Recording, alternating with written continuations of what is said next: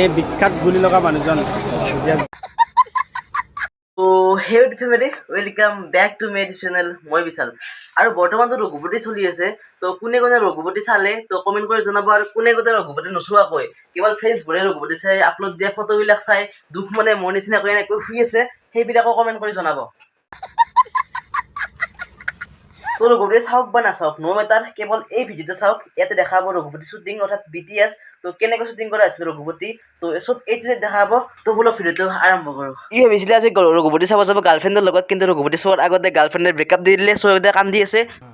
ये बड़ी अच्छी बात कही आप। তো সেইবিলাক বাদ দিয়ক, ব্ৰেকআপ কথা ব্ৰেকআপ হৈ থাকিব। আৰু এটা কথা কৈ দিওঁ, অসমীয়া চিনেমা এখন বহুত হিট হৈছে ৰঘুপতি। তো বহুত ভাল কথা, প্ৰায় 2 কোটি টকা খৰচ কৰি বনোৱা এখন চিনেমাৰ ৰবিদাৰ। তো বহুত হিট চিনেমা হৈছে, বহুত ভাল চিনেমা হৈছে। আপোনালোকে চাওক বাৰু, মই নাচটো নাই কাৰণ মোৰ পইচাও নাই চাবৰ কাৰণে। তো আপোনালোকে চাওক বাৰু, আৰু লগতে এই ভিডিঅ'টোৰ পৰা আপোনালোকে ৰঘুপতি কেনেকৈ শ্বুটিং কৰা হৈছিল, তো কেনেকৈ কি হৈছিল, তো চব চাই লওক। তো পৰি গ'ল ৱাল ভাঙি পেলাই, মানে এখন আছলি ৱাল নহয়, থাৰ্মকলৰ ৱাল হয়।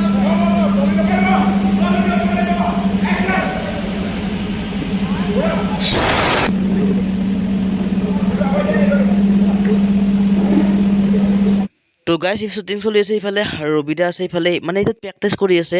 আৰু যিবিলাক আপোনালোকে মানুহ দেখিছে, সেই মানুহবিলাকৰ চাউথ ইণ্ডিয়াৰ, তেওঁলোকে আগতে বহুত ফাইট মুভিৰ এনেকৈ শ্বুটিং কৰিছে, যেনেকৈ পুষ্পা হওক, বাহুবলী হওক। তো এওঁলোকে কৰা সেইবিলাক। আৰু বৰ্তমানে প্ৰথমবাৰৰ কাৰণে এওঁলোকে অসমলৈ আহিছে, এখন অসমীয়া শ্বুটিং কৰিবৰ কাৰণে। তো বহুত ডাঙৰ কথা, আৰু আশা কৰোঁ মানে চাউথ ইণ্ডিয়াৰ নিচিনাকৈ বৰ্তমান আমাৰ অসমৰ ছবি জগতো বহুত আগবাঢ়ি যাব, আৰু বহুত মানে টক্কৰ দিব পাৰিব একদম বলিউডৰ লগত। তো চাওক, 1 মিনিটৰ এটা শ্বুটিং কৰিব লগা হ'লে সেই 1 মিনিটৰ কাৰণে প্ৰায় 3-4 ঘণ্টা এনেকৈ প্ৰেক্টিচ কৰিব লাগিব। তো এটা পাৰফেক্ট চিন ল'ব লগা হ'লে প্ৰায় 4-5 ঘণ্টা এনেকৈ প্ৰেক্টিচ কৰি তাৰ পাছতে মানে ফাইটটো কমপ্লিট কৰিব পাৰিব। আৰু শ্বুটিঙতো বহুতবাৰ মিছ যায় যিহেতু ফাইট শ্বট, তো বহুত কষ্ট এইবিলাক। আৰু সেইকাৰণে প্ৰায় 2 ঘণ্টা 3 ঘণ্টা ফিল্ম এখন শ্বুটিং কৰিবৰ কাৰণে প্ৰায় 2-3 বছৰ সময় লাগে এই শ্বুটিঙত। আৰু ফাইনেলি গাইজ প্ৰায় 2-3 ঘণ্টা প্ৰেক্টিচ কৰাৰ পিছত এটা চিনৰ কাৰণে তেওঁলোক ৰেডি হ'ল।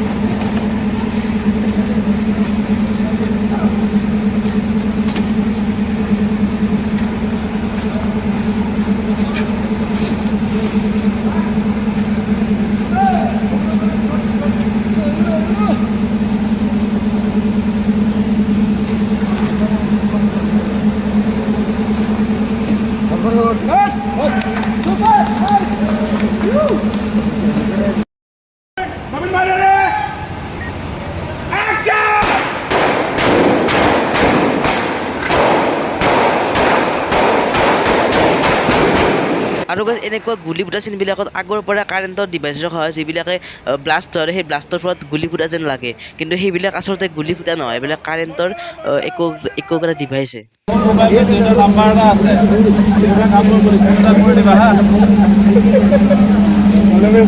আমাৰ কৰিবলৈ গৈ আছে ককাইদেউ, গোটেই গুলি লাগিব গাত, গতিকে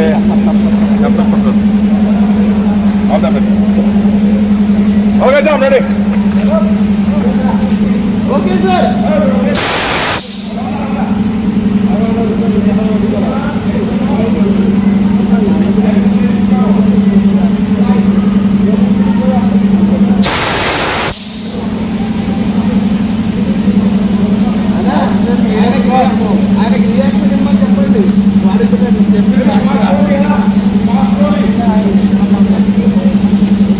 ওৱান টেক অ'কে কৰিব লাগিব, নহ'লে মানে নেক্সট টাইম ভাল বনোৱাটো সহজ নহয়, সম্ভৱ নহয়।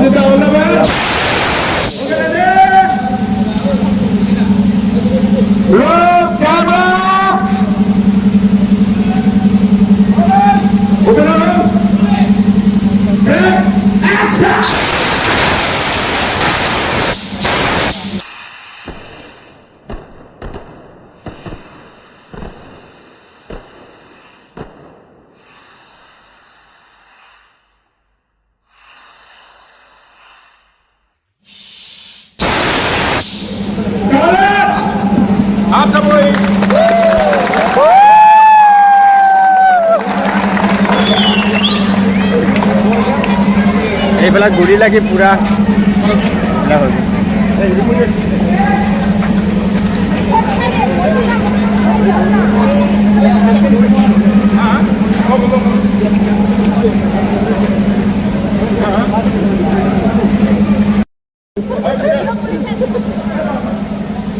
হয় খালি পৰি থকা শ্বট আছে হা, বেছি চাফা কৰিব নালাগে। পৰি থকাত আমি শ্বট ল'ম। মঞ্জিতা কেনেকুৱা অনুভৱটো?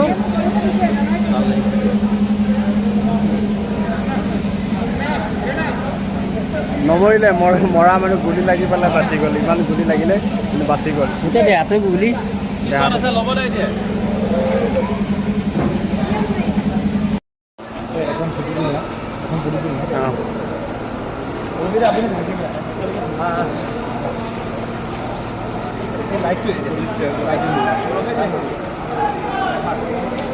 এইফালে দাদা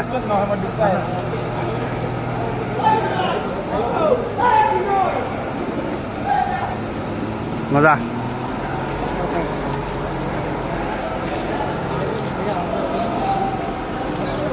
এই বিখ্যাত গুলি লগা মানুহজন এতিয়া জিন্দাই আছে।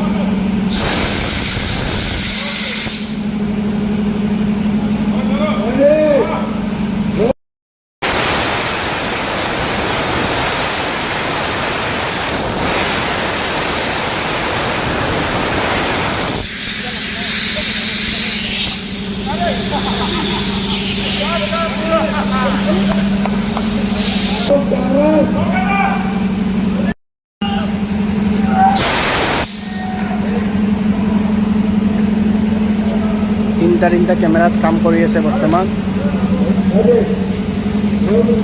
এইফালে এইটো কেমেৰা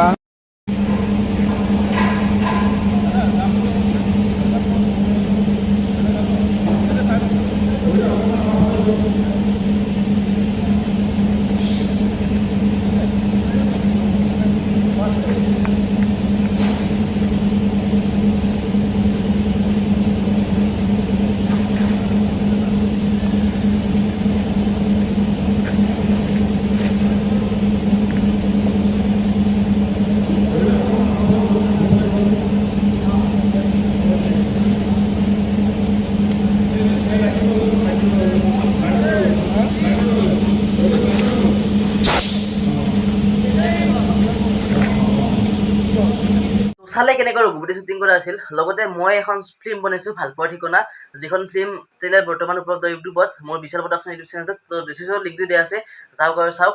লগতে যদি এই ভিডিঅ'টো ভাল লাগে লাইক শ্বেয়াৰ কমেণ্ট কৰি দিব। লগতে চেনেলটো ছাবস্ক্ৰাইব কৰি কাষত যদি আকৌ বেল আইকনটো প্ৰেছ কৰি দিব। যদিহে কোনোবাই মোৰ লগত চিনেমা চাবৰ কাৰণে ইণ্টাৰেষ্টেড আছে তো মোক কণ্টেক্ট কৰক। খালি টিকটৰ পিছত আপুনি দিলে হ'ল। আৰু যদি কোনোবা ছিংগল আছে তো ছিংগলৰ কাৰণে ময়ো ছিংগল আছোঁ, তো সেই আৰু।